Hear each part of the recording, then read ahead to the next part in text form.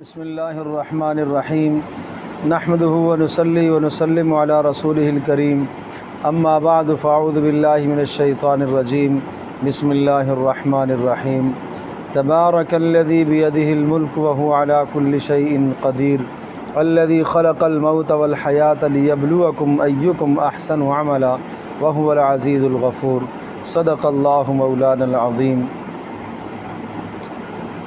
29ویں سپارے کے اندر سورۃ الملک سب سے پہلی صورت ہے، اور یہ صورتوں کا جو تسلسل ہے، سورۃ التحریم جو 28ویں سپارے کی آخری صورت ہے، اس صورت سے لے کر اس سپارے کے اندر 29ویں سپارے میں تمام صورتیں، اور پھر 30ویں سپارے کے نصف تک ایک تسلسل ہے صورتوں کا، جس میں آخرت کے ہولناک مناظر کو اللہ نے بیان فرمایا، اور جس میں جنت کے مناظر بھی بیچ میں آتے ہیں، لیکن زیادہ تر میدان محشر کے مناظر، جہنم کے عذاب، اور کہیں کہیں دنیا کے عذابوں کے نمونوں کو اللہ پاک نے ذکر فرمایا۔ اور یوں سمجھیے کہ سورۃ التحریم جو 28ویں سپارے کی آخری صورت ہے، اس میں فرمایا تھا کہ قوا انفسکم و اہلیکم نارا، اپنے آپ کو اور اپنے گھر والوں کو جہنم کی آگ سے بچاؤ، اس آگ سے کہ جس کا ایندھن انسان اور پتھر ہے۔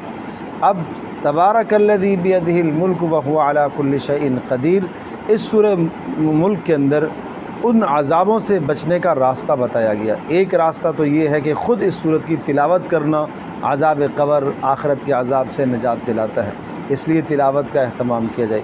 دوسرا جو مقصد زندگی سمجھایا کہ اللہ نے تمہیں پیدا اس لیے کیا ہے کہ تاکہ تم اللہ کی بندگی کرو، لیبلوکم ایکم احسن عملا، اللہ یہ دیکھنا چاہتا ہے کہ تم میں سے کون اچھے اعمال کر کے لائے گا، تو جو اچھے اعمال کر کے لائے گا وہ ان عذابوں سے بچ سکے گا۔ اور پھر عذاب کا ایک نمونہ یہاں ذکر فرمایا کہ جب بھی کوئی مجمع جہنم میں ڈالا جائے گا تو دروغہ جہنم ان سے پوچھے گا الم یاتیکم نذیر، تمہیں سمجھانے والا کوئی نہیں آیا تھا؟ قالوا بلا قد جاءنا نذیر، وہ کہیں گے ہاں ہاں آئے تو تھے، لیکن ہم نے ان کو جھٹلایا اور ہم نے ان کی باتوں کو نہیں مانا اور ہم نے ان کے احکام کو دور کر دیا، اب پس پش ڈال دیا، اور اس وقت یہ کہیں گے، حسرت اور افسوس کریں گے کہ ہائے کاش ہم سن لیتے ان کی بات، ہم سمجھ لیتے تو آج ہمارا یہ انجام نہ ہوتا۔ اعتراف کریں گے، لیکن اب اس اعتراف کرنے کا کوئی فائدہ نہیں ہے۔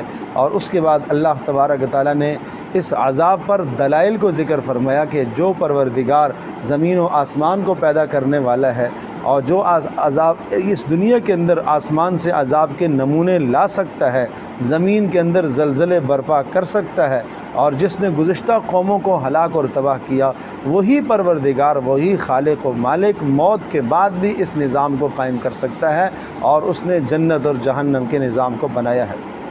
اور پھر فرمایا کہ جب اس عذاب کو دیکھیں گے، سیئت وجوہ الذین کفروا، تو ان کے چہرے سیاہ اور کالے پڑ جائیں گے، اور ان سے کہا جائے گا یہ وہ ہے جس کی طرف تمہیں دنیا میں، جس کے حوالے سے تمہیں سمجھایا جاتا تھا اور جس کے بارے میں تمہیں بتایا جاتا تھا۔ اور آخر میں فرمایا ان ارائیتم قل ارائیتم ان اصبح ماؤکم غورا فمن یأتیکم بماء معین، اللہ تبارک تعالیٰ کی قدرت کی کچھ دلائل سمجھائے کہ اگر اس دنیا کے اندر جو تم پانی استعمال کرتے ہو، اگر اللہ پاک اس پانی کو زمین کے نیچے لے کے چلا جائے، کون ہے جو تمہارے لیے میٹھے پانی کے چشمے لے کے آئے؟ نون والقلم وما یسطرون، کہ قلم کی قسم اور جو قلم جو لکھ رہا ہے اس کی قسم، ما انت بنعمت ربک بمجنون، آپ اپنے پروردگار کے حکم سے آپ دیوانے نہیں ہیں، آپ مجنون نہیں ہیں، اور آپ کے لیے اللہ نے بے انتہا اجر قائم کر کے رکھا ہے، اور آپ اخلاق کے اعلیٰ درجے پر فائز ہیں، آپ بلند اخلاق والے ہیں۔ لہٰذا جب آپ بلند اخلاق والے ہیں تو آپ اپنے دین کی محنت کریں، اور ودوا لو تدہنوا فیدہنون، یہ کافر، یہ ظالم یہ چاہتے ہیں کہ ذرا سے اگر آپ کمزوری اور لچک دکھائیں تو یہ لچک دینے کے لیے تیار ہو جائیں، لیکن یاد رکھیے آپ ان کافروں کی، جھوٹی قسمیں کھانے والوں کی، اور غیبت کرنے والوں کی، اور چغل خوری کرنے والوں کی، اور خیر کے کاموں سے دوسروں کو روکنے والوں کی، اور اڑیل مزاج قسم کے جو لوگ ہیں، ہرگز ان کی آپ اطاعت نہ کیجیے۔ اور یہ سب کچھ اس لیے وہ دین سے دور ہے، ان کان ذا مال و بنین، ان کے پاس مال ہے اور اولاد ہے، مال و اولاد کی وجہ سے اس طرح سے ایسا کر رہے ہیں۔ اور آگے دنیا کے ایک عذاب کا نمونہ سمجھایا انا بلوناہم کما بلونا اصحاب الجنہ اذ اقسموا لیسرمنہا مصبحین، کہ دنیا میں ایک باغ والوں کا تذکرہ فرمایا کہ وہ اپنے اس مال کے اندر گھمنڈ اور غرور میں تھے۔ اللہ تبارک و تعالیٰ نے سب کچھ ہونے کے باوجود اللہ نے ان کے باغ کو اس دنیا کے اندر اللہ نے تباہ کر دیا، اور وہ ہلاکت کا ذریعہ ہے۔ تو یہ ایک دنیا کے عذاب کا ایک نمونہ ہے۔ اسی طرح سے فرمایا آخرت کے عذاب بھی آئیں گے۔ الحاقۃ ما الحاقہ وما ادراک ما الحاقہ، اس میں بھی دنیا کے عذاب کے نمونے کہ اللہ پاک نے قوم سمود کو اور اسی طرح سے قوم عاد کو اور فرعون اور اس کے لشکر کو اللہ پاک نے تباہ کیا۔ اور پھر یہ صورت آخرت کے مناظر کو ذکر کرتی ہے کہ نامہ عمل جس کے سیدھے ہاتھ میں ملے گا وہ کامیابی کا کہتا پھرے گا اور یہ کہے گا آ جاؤ میرا نامہ عمل پڑھ لو، اور مجھے یقین تھا کہ میرے پروردگار نے جو کچھ مجھے بتایا ان سب باتوں کا مجھے یقین تھا، اور مجھے یقین تھا کہ مجھے اللہ پاک سے ملاقات ہونی ہے اور اس کے لیے عزتوں کے فیصلے ہوں گے۔ اور جس کا نامہ عمل الٹے ہاتھ میں ملے گا مت پوچھو اس کا کیا بدترین انجام ہوگا، وہ یہ کہے گا کہ ہائے کاش مجھے نامہ عمل ملتا ہی نہ، کاش کہ موت پر ہی فیصلہ ہو جاتا، کہاں گیا میرا مال، کہاں گئی میری سلطنت، سب کچھ تباہ ہو گیا۔ خذوہ فغلوہ، اور کہا جائے گا اس کو پکڑو اور جھکڑو اور اس کو زنجیروں میں جکڑ کر اس کو جہنم کے اندر ڈال کے آؤ، اس لیے کہ اللہ پر اس کا ایمان نہیں تھا، اس لیے کہ یہ فقراء اور مساکین کو کھانا کھلانے کی ترغیب تک نہیں دیتا تھا، وہاں اس کا کوئی پرسان حال نہیں ہوگا، اور اس کا کھانا غسلین جہنمیوں کے جسموں سے نکلنے والا خون اور پیپ ہوگا۔ سأل سائل بعذاب واقع، اس کے اندر بھی عذاب کا تذکرہ ہے۔ اے نبی آپ سے ایک پوچھنے والے نے پوچھا کہ عذاب کب ہوگا؟ للکافرین لیس لہ دافع، جب وہ آئے گا تو اس عذاب کو کوئی بھی نہیں روک سکتا، وہ اس اللہ کی جانب سے آئے گا، اور جس دن وہ عذاب آئے گا اس دن کی مقدار کیا ہوگی؟ تعرج الملائکۃ والروح الیہ فی یوم کان مقدارہ 50,000 سنہ، 50,000 سال کا وہ ایک دن ہوگا۔ لہٰذا ان کی بے اعتدالیوں پر اور آپ سے اعراض کرنے پر آپ صبر کیجئے، یہ اس قیامت کو دور سمجھتے ہیں، حالانکہ ہمارے نزدیک وہ بڑی قریب ہے۔ کب؟ یوم تکون السماء، جب آسمان پھٹے گا اور پہاڑ ریزہ ریزہ ہو جائیں گے، اور اس وقت کوئی دوست کسی دوست کے کام نہیں آئے گا، اور سب کافر اور مجرم جہنم میں ڈالے جانے والے لوگ یہ تمنا کریں گے کہ ہائے کاش آج ہم سے ہماری اولاد لے لی جائے، ہماری بیوی لے لی جائے، اور ہمارے بھائی اور ہمارا سارا خاندان لے لیا جائے، اور ہمیں اس عذاب سے بچا لیا جائے۔ لیکن کہا کہ نہیں، اس عذاب سے نہیں بچ سکتا، خود جہنم ان کو پکارے گی اور خود جہنم ان کو بلائے گی، اور البتہ اس جہنم سے مستثنیٰ کون لوگ ہیں؟ اس استثناء کے لیے نماز ایک عمل ہے، نمازی آدمی بچ سکتا ہے، جس کے مال میں غربا فقراء کا حصہ ہو، اور جو قیامت کی تصدیق کرنے والا ہو، جو اللہ کے عذاب سے ڈرنے والا ہو، جو شرمگاہوں کی حفاظت کرنے والا ہو، جو وعدوں کی پاسداری اور امانتوں کی رعایت رکھنے والا ہو، جو گواہی ٹھیک ٹھیک دینے والا ہو، ایسے لوگوں کو اللہ پاک جنت کے اندر داخل کرے گا، اور وہ جہنم سے وہ بچ سکیں گے۔ اور جس دن یہ اللہ کے یہاں پیش کیے جائیں گے، خاشعۃ ابصارہم ترہقہم ذلہ، ان کی نگاہیں ذلت کے مارے جھکی ہوئی ہوں گی۔ ذالک الیوم الذی کانوا یوعدون، کہا جائے گا یہ وہ دن ہے جس کا تم سے وعدہ کیا گیا۔ انا ارسلنا نوحا الی قومہ ان انذر قومک من قبل ان یأتیہم عذاب علیم، حضرت نوح علیہ السلام کی اپنے رب کے سامنے فریاد ہے اس سورہ مبارکہ کے اندر۔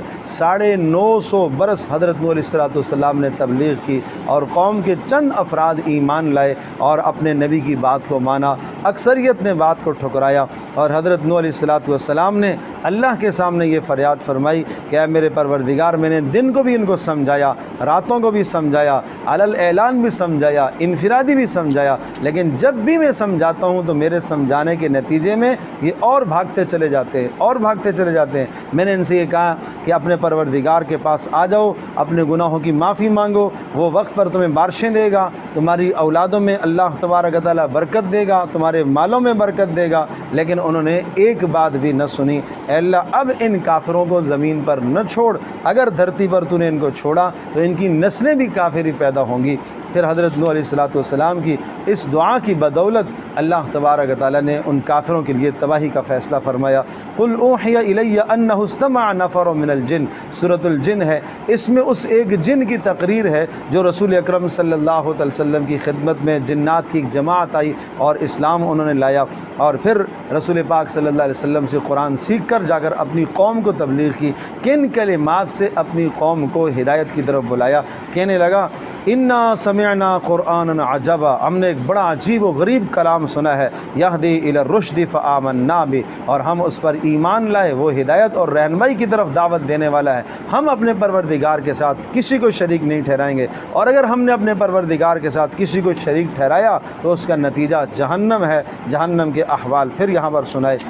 یا ایھا المزمل قم اللیل الا قلیلا، سورۃ المزمل کا موضوع ہے قیام اللیل کا اہتمام کرو۔ اس کے دو فائدے سمجھائے۔ ایک فائدہ تو یہ ہے کہ اس سے آپ کا نفس دبے گا، دوسرا آپ کی بات میں اللہ پاک جان پیدا کرے گا، اثر پیدا کرے گا، اور پھر اللہ کی قدرت کے دلائل، اور پھر آخرت وہ دن آنے والا ہے۔ وَذَرْنِي وَالْمُكَذِّبِينَ أُولِي النَّعْمَةِ وَمَهِّلْهُمْ قَلِيلًا، ان جھٹلانے والوں کو چھوڑ دیجئے۔ ان لدینا انکالا و جحیما، ہمارے پاس سخت بیڑیاں ہیں اور عذاب کی قسم قسم کی شکلیں ہیں، اور وہ کھانا جو کانٹے دار گلے میں اٹک جانے والا، اور یہ اس دن یہ مناظر دیکھنے کو ملیں گے جس دن زمین کانپیں گی اور پہاڑ بھی ریزہ ریزہ ہو جائیں گے۔ اے رسول، اے نبی، ہم نے آپ کو رسول بھیجا، جیسے موسیٰ علیہ السلام کو ہم نے فرعون کی طرف رسول بھیجا تھا، اسی طرح سے ہم نے آپ کو بھی رسول بنا کر بھیجا اپنی قوم کی طرف۔ لیکن موسیٰ علیہ السلام کی بھی فرعون نے نافرمانی کی، آپ کی بھی جو نافرمانی کرے گا اللہ تبارک و تعالیٰ کے غصے کا وہ مستحق ہوگا۔ فَكَيْفَ تَتَّقُونَ إِن كَفَرْتُمْ، اور اگر تم نبی کی باتوں کا انکار کرو گے تو اس دن سے تم کیسے بچ سکو گے جو دن بچوں کو بھی بوڑھا کر دے گا۔ ایسی اس کی ہولناکی ہوگی قیامت کی۔ السماء منفطر بہ، آسمان پھٹ جائے گا، اور یہ اللہ کا وعدہ ہونے والا ہے۔ اور پھر یہ سمجھایا اللہ جانتا ہے کہ تم میں سے رات کا قیام کرنا سب کے لیے مشکل ہے، اور بعض ایسے ہوں گے جو بیمار ہوں گے، بعض ایسے ہوں گے جو تجارت کے سفر میں نکلے ہوں گے، بعض ایسے ہوں گے جو دینی مشغولیت میں ہوں گے، لیکن پھر بھی فقرؤوا ما تیسر من، کچھ نہ کچھ رات کو قرآن پڑھ لیا کرو۔ وَأَقِیمُوا الصَّلَاةَ وَآتُوا الزَّکَاةَ، نماز قائم کرتے رہو، زکوٰۃ ادا کرتے رہو، اور اپنے مال سے خرچ اللہ کی راہ میں کرتے رہو، یہ تمہارے لیے بہتر ہے، اور اللہ بخشنے والا مہربان ہے۔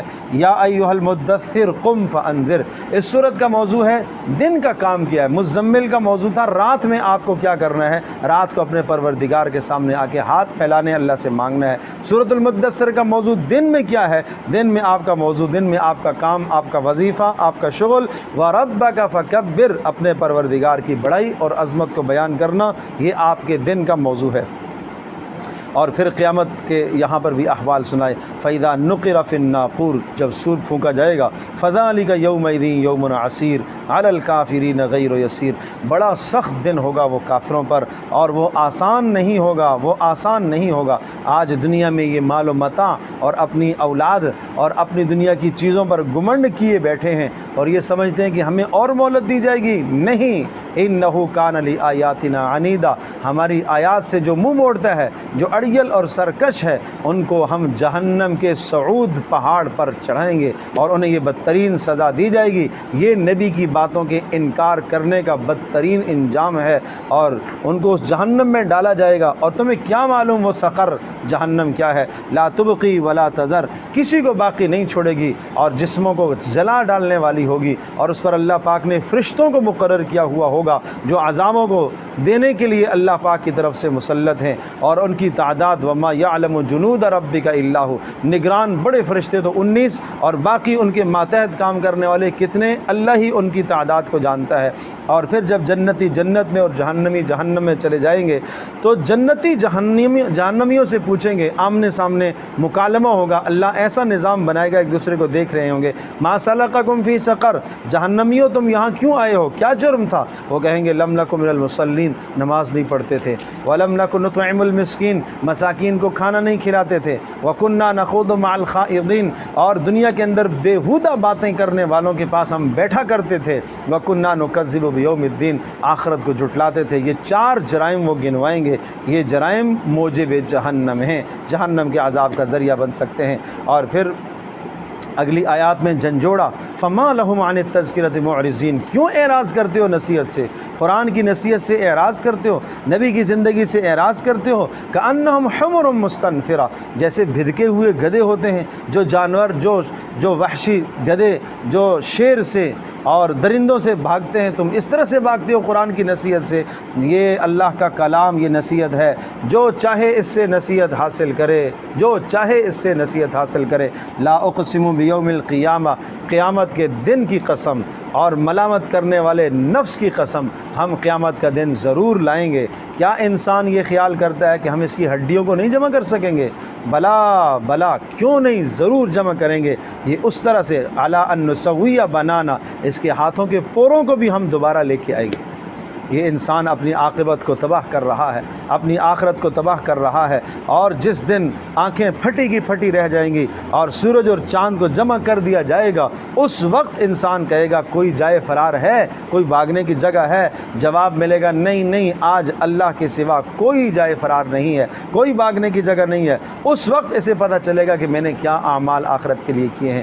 کہا بل الانسان علی نفسہ بصیرہ ولو القی معاذیرہ، کتنی معذرتیں پیش کرے گا، کوئی معذرت قبول نہیں کی جائے گی۔ پھر سمجھایا تم دنیا کی زندگی کے پیچھے پڑ کر آخرت کو بھول گئے ہو، وہ دن یاد کرو جب آخرت میں پروردگار کا دیدار نصیب ہوگا، لیکن یہ اسی کو ہوگا جس نے اپنے پروردگار کو راضی کیا۔ پھر دنیا کا جو آخری وقت انسان کی روح قبض ہونے کا وقت ہے، اس کا ایک نمونہ پیش کیا۔ جب موت حلق کو پہنچ جاتی ہے، سب طرف سے انسان مایوس ہو جاتا ہے، کہنے والے کہتے ہیں لے آؤ کوئی جھاڑ پھونک کرنے والا، شاید اس کی جان بچ جائے۔ اس وقت جب برابر ہو جاتا ہے، وَظَنَّ أَنَّهُ الْفِرَاقُ، اس کو یقین ہونے لگتا ہے کہ اب جدائی آ گئی ہے، اب اللہ کے پاس مجھے پہنچنا ہے، اور سختی سے اس کی جان نکالی جاتی ہے، اس لیے کہ اس نے دنیا کے اندر صدقہ نہیں کیا، حق بات کی تصدیق نہیں کی، نماز کا اہتمام نہیں کیا، تکذیب کرتا رہا، جھٹلاتا رہا، اور متکبرانہ انداز میں یہ زندگی گزارتا رہا۔